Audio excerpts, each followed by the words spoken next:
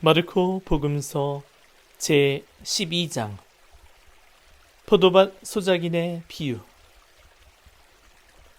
예수님께서 그들에게 비유를 들어 말씀하기 시작하셨다. 어떤 사람이 포도밭을 일구어 울타리를 둘러치고 포도확을 파고 탑을 세웠다. 그리고 소작인들에게 내주고 멀리 떠났다. 포도철이 되자 그는 소작인들에게 종 하나를 보내어 소작인들에게서 포도밭 소출에 얼마를 받아오라고 하였다.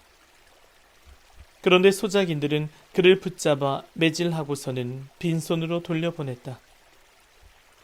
주인이 그들에게 다시 다른 종을 보냈지만 그들은 그 종의 머리를 쳐서 상처를 입히고 모욕하였다. 그리고 주인이 또 다른 종을 보냈더니 그 종을 죽여버렸다. 그 뒤에 또 많은 종을 보냈지만 더러는 매질하고 더러는 죽여버렸다. 이제 주인에게는 오직 하나 사랑하는 아들만 남았다. 그는 마지막으로 내 아들이야 존중해 주겠지 하며 그들에게 아들을 보냈다. 그러나 소작인들은 저자가 상속자다. 자, 저자를 죽여버리자. 그러면 이 상속재산이 우리 차지가 될 것이다. 하고 저희끼리 말하면서 그를 붙잡아 죽이고는 포도밭 밖으로 던져버렸다. 그러니 포도밭 주인은 어떻게 하겠느냐? 그는 돌아와 그 소작인들을 없애버리고 포도밭을 다른 이들에게 줄 것이다. 너희는 이 성경 말씀을 읽어본 적이 없느냐? 집 짓는 이들이 내버린 돌, 그 돌이 모퉁이의 머릿돌이 되었네. 이는 주님께서 이루신 일, 우리 눈에 놀랍기만 하네. 그들은 예수님께서 자기들을 두고 이 비유를 말씀하신 것을 알아차리고 그분을 붙잡으려고 하였으나 군중이 두려워 그분을 그대로 두고 떠나갔다. 황제에게 세금을 내는 문제. 그 뒤에 그들은 예수님께 말로 올무를 씌우려고 바리사이들과 헤로데 당원 몇 사람을 보냈다. 그들이 와서 예수님께 말하였다. 스승님, 저희는 스승님께서 진실하시고 아무도 꺼리지 않으시는 분이시라는 것을 압니다.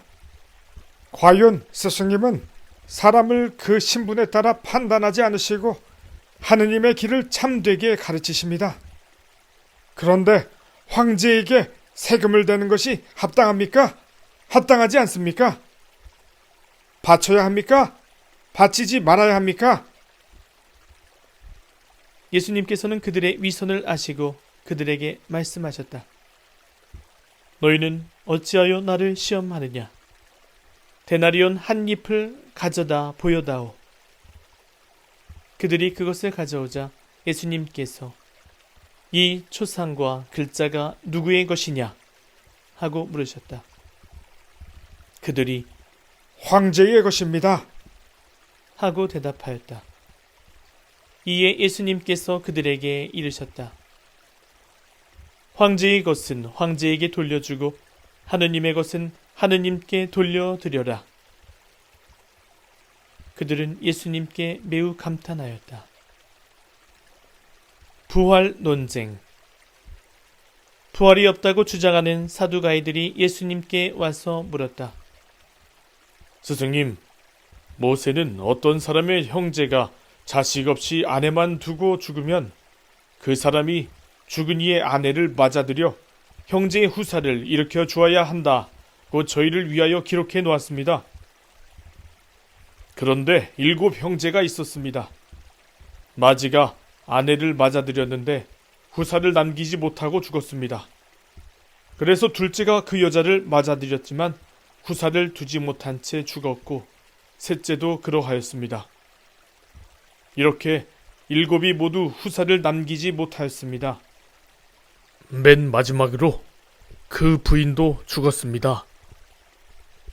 그러면 그들이 다시 살아나는 부활 때에 그 여자는 그들 가운데 누구의 아내가 되겠습니까? 일곱이 다 그 여자를 아내로 맞아들였으니 말입니다.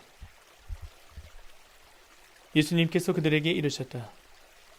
너희가 성경도 모르고 하느님의 능력도 모르니까 그렇게 잘못 생각하는 것이 아니냐. 사람들이 죽은 이들 가운데서 다시 살아날 때에는 장가드는 일도 시집가는 일도 없이 하늘에 있는 천사들과 같아진다. 그리고 죽은 이들이 되살아난다는 사실에 관해서는 모세의 책에 있는 떨기나무 대목에서 하느님께서 모세에게 어떻게 말씀하셨는지 읽어보지 않았느냐. 나는 아브라함의 하느님, 이삭의 하느님, 야곱의 하느님이다 하고 말씀하셨다. 그분께서는 죽은 이들의 하느님이 아니라 산 이들의 하느님이시다. 너희는 크게 잘못 생각하는 것이다. 가장 큰 계명. 율법학자 한 사람이 이렇게 그들이 토론하는 것을 듣고 있다가 예수님께서 대답을 잘 하시는 것을 보고 그분께 다가와 모든 계명 가운데서 첫째 가는 계명은 무엇입니까? 하고 물었다. 예수님께서 대답하셨다. 첫째는 이것이다. 이스라엘아 들어라. 주 우리 하느님은 한 분이신 주님이시다. 그러므로 너는 마음을 다하고 목숨을 다하고 정신을 다하고 힘을 다하여 주 너의 하느님을 사랑해야 한다. 둘째는 이것이다. 내 이웃을 너 자신처럼 사랑해야 한다. 이보다 더 큰 계명은 없다. 그러자 율법학자가 예수님께 말하였다. 훌륭하십니다, 스승님. 그분은 한 분뿐이시고 그 밖에 다른 이가 없다 하시니 과연 옳은 말씀이십니다. 또 마음을 다하고 생각을 다하고 힘을 다하여 그분을 사랑하는 것과 이웃을 자기 자신처럼 사랑하는 것이 모든 번제물과 희생 제물보다 낫습니다. 예수님께서는 그가 슬기롭게 대답하는 것을 보시고 그에게 너는 하느님의 나라에서 멀리 있지 않다 하고 이르셨다.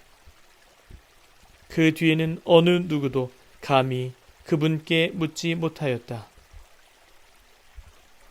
다윗의 자손이시며 주님이신 예수 그리스도.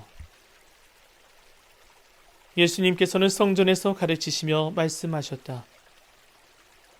어찌하여 율법학자들은 메시아가 다윗의 자손이라고 말하느냐? 다윗 자신이 성령의 도움으로 말하였다. 주님께서 내 주님께 말씀하셨다. 내 오른쪽에 앉아라. 내가 너의 원수들을 내 발 아래 잡아 놓을 때까지. 이렇듯 다윗 스스로 메시아를 주님이라고 말하는데 어떻게 메시아가 다윗의 자손이 되느냐? 많은 군중이 예수님의 말씀을 기쁘게 들었다. 율법 학자들을 조심하여라. 예수님께서는 가르치시면서 이렇게 이르셨다. 율법 학자들을 조심하여라.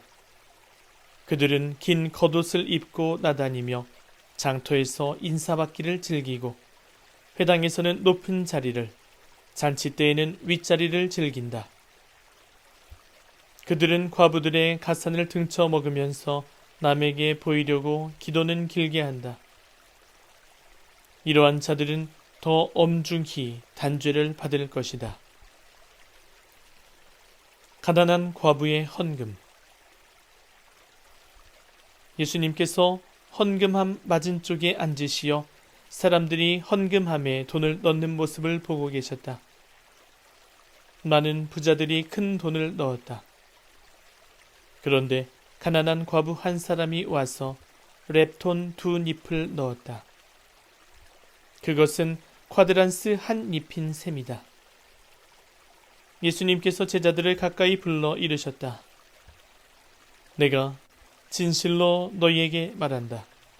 저 가난한 과부가 헌금함에 돈을 넣은 다른 모든 사람보다 더 많이 넣었다.